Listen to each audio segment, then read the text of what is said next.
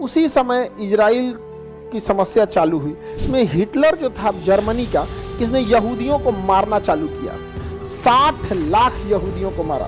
और रियलिटी में दुनिया में सबसे ज्यादा अगर किसी धर्म के लोगों पे अत्याचार हुआ तो यहूदियों को। सऊदी से कहा कि फिलिस्तीन तुमको दे देंगे। ब्रिटेन ने रसिया से कहा कि तुम हिटलर को मारो, बदले में हम फिलिस्तीन तुम्हें दे देंगे, जबकि वही फिलिस्तीन तो उसी का था। अब ब्रिटेन में क्या किया, जबरदस्ती बसाया। कैसे जबरदस्ती? पाकिस्तान बसा दिया। बसा नहीं दिया जी। अब हम लोग चिल्लाते रह जाए पाकिस्तान हमारा हमारा, चिल्लाते रहो, यहाँ बसा के चल दिया। वहां पर सब मिलकर हमला कर दिया। किसके ऊपर? इजराइल का। इस लड़ाई में इजराइल ये लड़ रहे थे लोग जीतने के लिए। ये 7 देश 6 देश मिलकर लड़ रहे थे जीतने के लिए, और इजराइल लड़ रहा था अपना अस्तित्व बचाने के लिए, क्योंकि अगर यहां से उजड़ा तो दुनिया से उजड़ जाएंगे। इन यहूदियों ने मिलकर इन 6 देश को हरा दिया। यहाँ पर आप उस इंसान से नहीं लड़ सकते जो आपकी कमजोरी जानता है।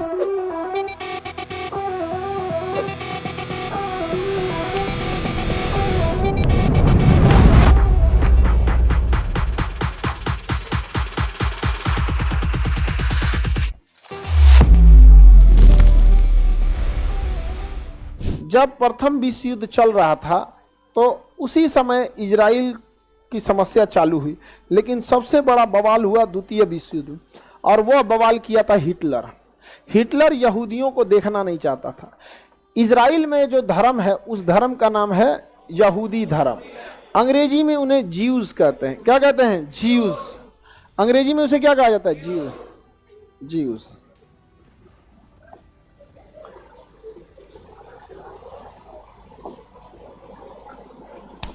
लोकेशन देखिए, ये सारा तांडव कहाँ हुआ था? यूरोप में। सारा तांडव यूरोप में हुआ था यहाँ पर। अब यूरोप वाले जो देश थे सब, इसमें हिटलर जो था जर्मनी का, इसने यहूदियों को मारना चालू किया। 60 लाख यहूदियों को मारा। और रियलिटी में दुनिया में सबसे ज्यादा अगर किसी धर्म के लोगों पे अत्याचार हुआ है तो यहूदियों को। एक तो उनकी संख्या कम है। संख्या कम होने के 2 रीजन है। पहला, वो लोग सबसे ज्यादा अगर कोई धर्म के पढ़े लिखे हैं तो यहूदी हैं सबसे ज्यादा। और पढ़े लिखे लोग जो होते हैं ना, ज्यादा जनसंख्या के पीछे नहीं भागते हैं, क्योंकि उनको पता है कि उन्हें अपने बच्चे को पढ़ाना है। और एक बच्चे को पढ़ाने में कितना खर्च है। जापान में एक बच्चे को पढ़ाने में इतना खर्च आता है कि वहां के लोग एगो से ज्यादा बच्चा ही नहीं होता वहां पे। हमारे यहाँ पढ़ी तो ना तो क्या हो गई, कुछ दुकान खोल दे तो लेबर खटेगा, नहीं समझा। तो हमारे यहाँ ऐसे कोई बहुत बड़ा ऐसे जनसंख्या को लेकर प्लानिंग नहीं है। लेकिन एक तो पहले ये बहुत पढ़े लिखे हैं, आगे बढ़े। दूसरा, यहूदियों का एक रूल है कि यहूदी पैदा होते हैं, बनते नहीं है। आप कहिएगा हमें यहूदी बना लीजिए, भगा देगा। कहेगा नाश्ता कीजिए, खाना खाइए, यहूदी के बारे में जानिए, लेकिन आप हमारे यहाँ आ नहीं सकते। और हमारे यहाँ आज जो आज यहाँ पे हम लोग क्वालिटी नहीं क्वांटिटी बढ़ा रहे हैं। समझ में आ गया कि नहीं? कोनो अकलेल बकलेल चलाओ, बवाल करो, चुगलो, कोई मतलब नहीं है। तो ये 2 रीजन है जिससे कि उनकी जनसंख्या कम है। तो यह हिटलर ने देखा कि दूसरा आदमी यहूदी बन ही नहीं सकता है, तो एक काम काहे ना करें, हम सब यहूदी को निपटा दे। तो हिटलर ने सारे यहूदियों को निपटाने के लिए सोच लिया। हिटलर ने क्या सोच लिया? सारे यहूदियों को निपटाने के लिए सोच लिया। इसलिए यहूदियों को पकड़ पकड़ लगा मारने। और वो एक कैंप बनाया था, कंसंट्रेशन कैंप। वहां पे ले जाके उन लोग को मार देता था, या फिर अपने डॉक्टरों को दे देता था उस पर रिसर्च करने के लिए। जैसे कोई हार्ट अटैक का दवाई बनाया तो किसी को खिलाएगा तो सोचा पता चला मार दिया, तो ओकरे पे ले जाके बड़ी बड़ी मारा था इस कंसंट्रेशन कैंप में यहूदियों को। लेकिन आप याद रखिएगा, जिन्हें ऊपर वाला भेजा है उसे नीचे वाले कभी मिटा नहीं सकते। यहूदियों को भी ऊपर वाले नहीं बना के भेजा है। इतने खराब रहते तो नहीं बनाता। जैसे डायनासोर उठा लिया कि नहीं उठा लिया। अब जमीन पे 2 पैर पे चलने वाले को लगता है कि डायनासोर को उन्होंने खत्म किया, ये सारा जाति धर्म निपटा देते सब डायनासोर वाला। कहता आज फॉरवर्ड जात के हैं, आज नाश्ता में फॉरवर्ड चलतो। फॉरवर्ड जात के मोहल्ला में घुस जाता डायनासोर, अब भूज के खा जाता, कच्चे खा जाता ना डायनासोर उठा उठा के। अब उसके बाद प्लान बनाएगा कि अच्छा अब चलते हैं यादव जी के मोहल्ला। और डायनासोर किसी को पहचानता है? आप ब्राह्मण है, यादव है, मुस्लिम है, ईसाई है, निपटा देता कि नहीं निपटा। लेकिन हम पृथ्वी वाले लोग को समझ में नहीं आता है कि क्या नौटंकी की है। धार्मिक लड़ाई लड़ने वाले लोगों को मत पूछिए। तो इन लोगों ने यहूदियों को बर्बाद करना चालू किया। अब यहूदी जाए तो कहाँ जाए? यहूदियों को भागने के लिए कोई जगह नहीं था और हिटलर ने छोड़ा नहीं था, छोटे छोटे बच्चों को मरवा दिया था।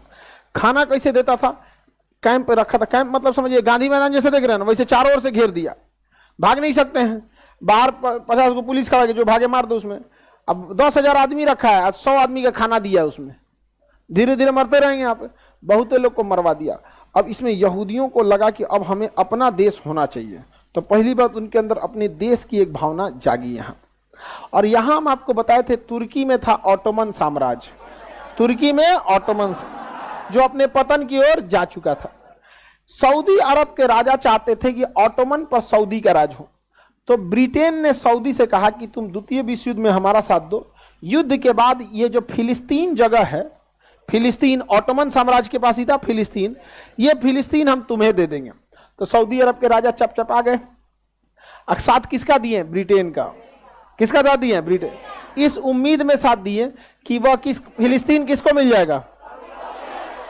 ब्रिटेन ने फ्रांस से कहा कि तुम मेरा साथ दो, युद्ध के बाद फिलिस्तीन तुम्हें दे देंगे।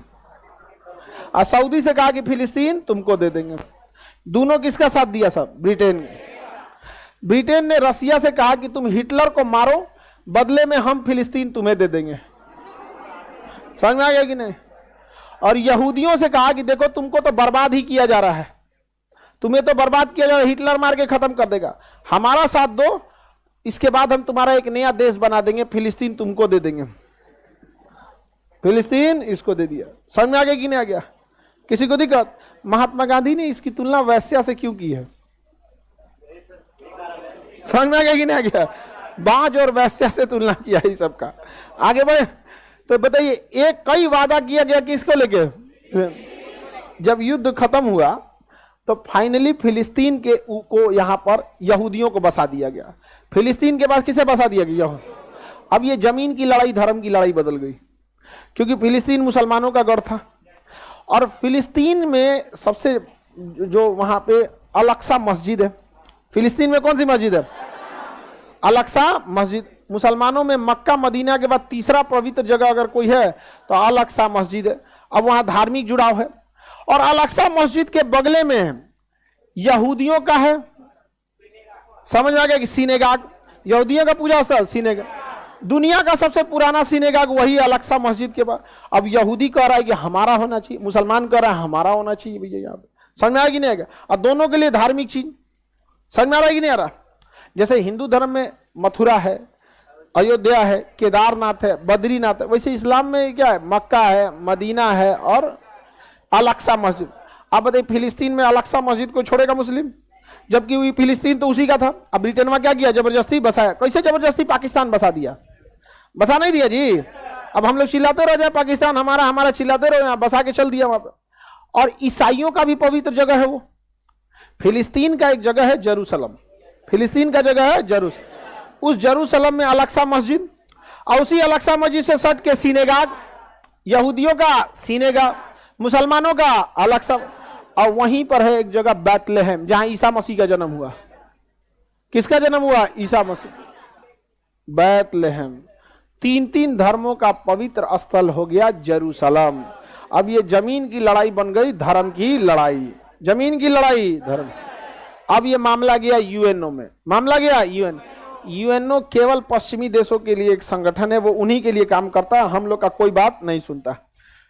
चलो यूएनओ कहा कि एक काम करो 51% दे दो किसको, यहूदियों को 51% दे देते हैं हम इजराइल को, कहे कि तुम अपना देश बना लो। अब 49 दे देते हैं किसको, मुसलमानों को, फिलिस्तीन को। फिलिस्तीन को ऐसा बांटा ना कि बीच वाला फिलिस्तीन होगा, और उसको दोनों ओर रखा। देखिए अंग्रेजों का प्लान देखिए, ऊपर भी इजराइल नीचे भी इजराइल, जबकि जगह किसका था, फिलिस्तीन वालों का। अटल बिहारी एक बार हम बोल दिए थे कि फिलिस्तीन रियलिटी बता दिए, तो कई गो कह रहा है कि ये देखिए ये फिलिस्तीन वालों का साथ दे रहा है, सऊदी अरब वालों का साथ दे रहा है। हम उठाएं अटल बिहारी वाजपेयी का पुराना भाषण 2001 का, उन्होंने बोला था कि अरब वालों को अरब की जमीन मिलनी चाहिए, फिलिस्तीनियों को फिलिस्तीन की जमीन मिलनी चाहिए। और के बाद हम दिखा दिए, देख ले यहाँ पे, समझ में आ गया कि नहीं आ गया। जो हमारा प्रधानमंत्री बोल रहे हैं तो हमको बोलने में क्या जाता है। अब हम कहें कि कुछ ऐसा बात बोले कि तुम खुश रहो, नहीं तो तुम खुश रहो, बाहर में जाओ तुम खुश रहो, समझ में आएगी नहीं आएगा? हम लोग शिक्षक है, खुश रहो या मत खुश रहो, जो है वो बताएंगे हमें आपको। एक पक्ष कह रहा है कि इजराइल का साथ दो और एक पक्ष कहता है कि फिलिस्तीन का साथ दो। अरे दोनों में से हमारा साथ कौन देगा पहले ये बताओ। ना फिलिस्तीन हमारा रिश्तेदार, ना इजराइल हमारा रिश्तेदार। हमारे लिए कौन मुसीबत में खड़ा रहेगा, हम उसका साथ देंगे। बिजनेस, व्यापार, स्ट्रेटजी, ये से हमारा साथ देने लगते हैं। अरे हम आदमी हैं कि भगवान है? लोग भगवान ही बदले में कुछ नहीं मांगता है, आदमी तो बदले में मांगता है कि नहीं मांगता? नहीं समझे? हमारे देश के लिए खड़े रहो, हम तुम्हारे लिए खड़े रहेंगे। अब पूरे अरब देशों ने बवाल कर दिया कि नहीं होने देंगे, हम एक होके लड़ेंगे, जहन्नुम दिखाएंगे, कयामत ला देंगे, मार डालेंगे। सारा फिलिस्तीन वाला कह रहा है कि देखिए हमारे साथ गलत हो गया, हमको मारा है, यहूदियों ने मार दिया हमको, ये किया। सारा अरब देश एकवट गया और सऊदी अरब तो पूरा करकरा के लगा था इनको, क्योंकि इनको कहा था कि इजराइल इनको मिलने वाला है। यहाँ पे सब मिलकर हमला कर दिया किसके ऊपर? इजराइल का। इस लड़ाई में इजराइल, ये लड़ रहे थे लोग जीतने के लिए, ये सातों देश, 6 देश मिलकर लड़ रहे थे जीतने के लिए, और इजराइल लड़ रहा था अपना अस्तित्व बचाने के लिए, क्योंकि अगर यहां से उजड़ा तो दुनिया से उजड़ जाएंगे। इन यहूदियों ने मिलकर इन 6 देश को हरा दिया यहां पर, और 49% के बाद 84% कब्जा लिया। कहां से? 51 ना 84 ले लेंगे यहां पर।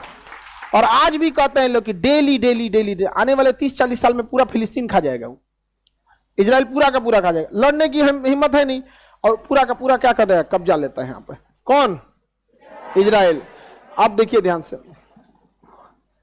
ये पीला वाला एरिया दिख रहा है और ये एरिया दिख रहा है। पहले ये कंप्लीट था फिलिस्तीन। कंप्लीट क्या था? फिलिस्तीन कंप्लीट। अभी फिलिस्तीन देखिए, है ये दिख रहा है। बाकी कौन कब्जा लिया? इजराइल। कब्जा लिया कि नहीं कब्जा लिया? इजराइल।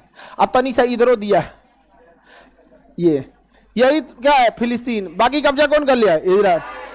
गारंटी किसी कोई लड़ नहीं सकते हैं। अरब वाले बस बद्दुआ दे सकते हैं, तुम्हारे ऊपर जुल्म होगा, बिजली गिर जाएगा, उल्का पिंड गिर जाए तुम्हारे ऊपर, धरती तोरे नीचे से फाड़ के निकल जाए बाहर, कूल मैग्मा फेंक दे बाहर का, कोर का मैग्मा तोरे ऊपर गिर जाए पूरा।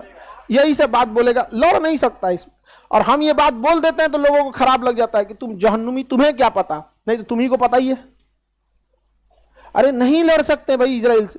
इजराइल जानता है आपकी कमजोरी, आप उस इंसान से नहीं लड़ सकते जो आपकी कमजोरी जानता है। इजराइल अच्छे से जानता है इनकी कमजोरी क्या है, इनको गुस्सा बहुत जल्दी आता है।